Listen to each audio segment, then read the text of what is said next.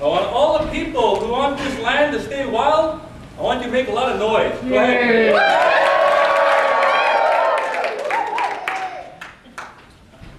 Let the record show that the public of Alaska just went wild for our wild land.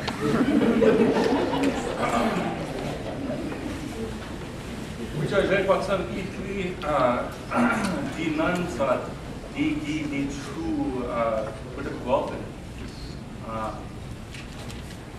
I represent, for the record, 1,376 tribal members of the Gwich'aa Zhee Gwich'in.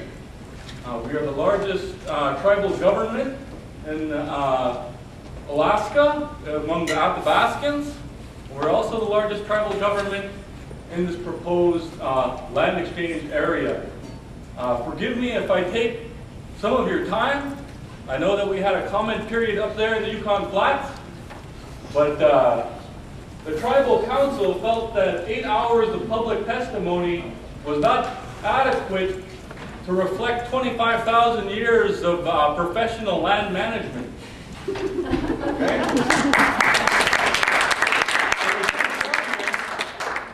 Along with the Honorable Miss Solomon in the back, please stand.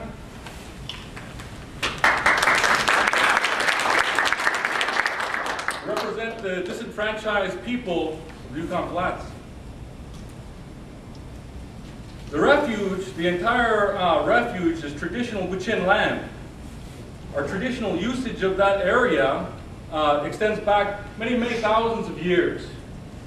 Last night in Fort Yukon, we heard testimony even just from little warriors coming up here. They sat up here and said, I'm against this land exchange. All I got is hunting and fishing.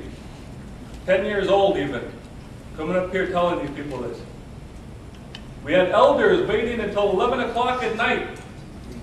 From 3 p.m. to 11 o'clock at night with not a bite to eat, so that they could sit up here and testify just like I'm doing now. I want you to know that the Gwich'aa Zhee Gwich'in tribal government opposes this land exchange. That we've always opposed this land exchange.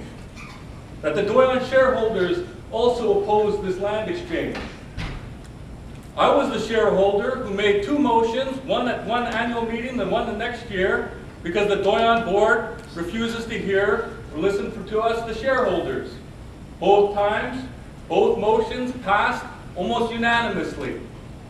It was here in Fairbanks that I came 2 years ago when 1,000 shareholders all stood up, just like you did just now. I know it feels good to stand up for your wild lands. I know. They know it too. They did the same thing. Except I can tell you that this little audience here was nothing compared to how many people were roaring. That's right. The Doyon board would have you forget that. They would have you think that the Doyon, all the people in Doyon are for this. Well, the shareholders have twice opposed this, and I want that to be on the public record. So, why do we oppose? Why do we oppose? Why do we oppose it? They say, you're poor, don't you need money? We had a person over here who was sitting over here a little while ago who lives down in Anchorage now from Fort Yukon, saying we need the money. Well, I still live in Fort Yukon. I still work in Fort Yukon. And all the people up there aren't saying, we need the money. They're saying, hey, right here, this here is salmon. This here is moose meat. They're not saying this here is Benjamin Franklin, this here is Abraham Lincoln, okay? The people have emerged from the land. We see them all over the audience. Look at them. Hey, look at these healthy, happy people all over here. Look at them smiling way back there. That's moose meat smiling. Look at that. Oh yeah. Oil development threatens our way of life. We know.